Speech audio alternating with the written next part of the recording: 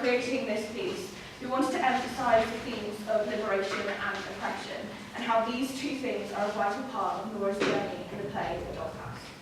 However, it also links into the themes that we want to explore as a theatre company and want to include in our main performance. We are very much interested in exploring the personal turmoil, personal trauma and the mental state, and how feeling trapped in the mind and body can destroy a person from the horrors and experiences that they've had to deal with. We have emphasised the theme of oppression by using the monotonous, repetitive moves of our first sequence. This highlights how Nora is oppressed by her surroundings, like a doll in a doll's house. The use of the fast-paced moves highlights how the frustration and being kept like a precious plaything has affected Nora and her mental state. By focusing on the theme of oppression, we also highlighted how her being free is such a drastic change, and how she wanted to experience freedom just once. We looked at liberation and how it was something that she needed to be able to escape from, and the pressure of social expectations from her husband and how society saw his family. We wanted to incorporate nature, like we did in our video based on the play, to highlight her freedom, happiness and appreciation to finally be herself.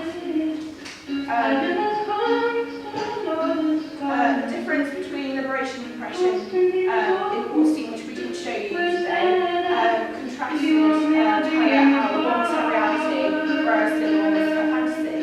We haven't shown the water scene as we didn't think that we would have time. However, the scene clearly highlights the difference in what the theme of water can mean. On the one hand, we have Catherine submersing herself in the water, feeling choked by it, and overwhelming existence, completely surrounded her, something that she couldn't escape as the water is pushing her down.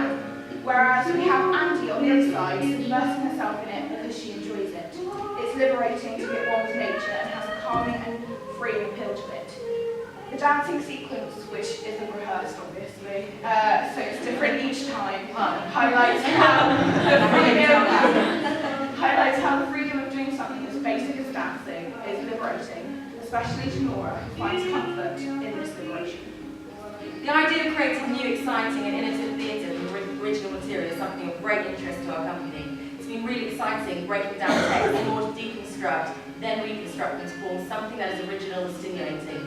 In creating a new piece of theatre incorporating Katie Mitchell's techniques, we've learned so much from how practitioners such as Mitchell, Brooke and theatre companies such as Shared Experience, Punch Drunk, Shunt and the Worcester Group deconstruct text, explore its meaning and become creative in the way they stage this. This in turn leads to these companies creating performance pieces that are fresh, challenges the audience and creates a variety of meaning and responses. Mike Alfred, Artistic Director of Shared Experience, Mythology in his work and ways in which his company translates stories for performance, is of interest to our company, Twisted Illusion. In the book Making a Performance, he explains Alfred's theories on performance by stating, during his work on storytelling, he strove in pursuit of the belief that performance has many levels of meaning, and the more aspects of a piece we release, the more rewarding for the audience, who are free to respond to those levels which attracted them, rather than having a single view imposed on them. Alfred seeks to create theatre that works and allows for a multiplicity of spectator responses. This links to our company's aim to use different techniques, staging effects and performance styles in order to evoke different responsibilities and interpretations from our audience. Katie Mitchell exemplifies the ability to do this as she allows her audience to create individual meaning and interpretation by deconstructing the text and performance, with the use of setting up different scenes to operate at the same time and the use of live video footage to capture different aspects of the subjects of the story being told. In our piece on A Doll's House, we deconstructed it by finding the main themes that came to us by researching and exploring the text, which we found to be oppression and freedom, and then in performance we translated that through the use of deconstruction in a variety of ways, one of which was the very structured choreographed version of the Tarantella dance which we did at the beginning, and that Nora performs in the story to highlight her need for freedom. Then we used deconstruction to have a scene of spontaneous and unrehearsed dancing to demonstrate by breaking out performance how this links to the theme of liberation and Nora breaking from tradition. It also makes the audience think about what's going on. Mark Portier states, in other words, deconstruction is something you only use against your enemies or opponents to challenge their positions. Therefore, in the text of A Doll's House, we found that using deconstruction performance supports not only the challenging of oppression by Nora, but links to feminist theory, which supports a story in which we see a female challenging a male-dominated society. Feminism is also a great subject to and of interest to our company. Our company aims to explore Somewhat use deconstruction of text in order to find the essence and the truth of a story and linking it to our own exploration and ideas of a subject matter. One main subject we hope to explore in our theatre company will be about personal trauma. We intend to use in future performances the deconstruction of texts to find the truth of the story and devise performances that hopefully are fresh, dynamic, and which most importantly connects with our audience on many real and personal levels. We'll wrap it up.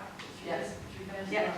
You've got last little bit. Okay, Catherine. Mine's got a live feed, but enough said. Yeah, It's cool. called live feed. For all of our performances, we've used loads of different practitioners in conjunction with each other because we feel like the techniques complement each other very well.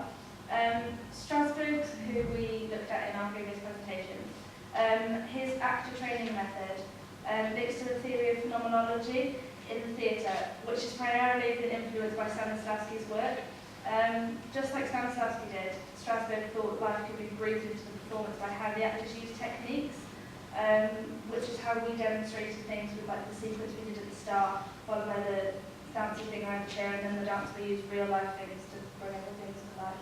And very lastly, we're very interested in site-specific, and that's what we're going to do for our next performance, because we think it gives the whole sensory experience. Thank you very much for listening.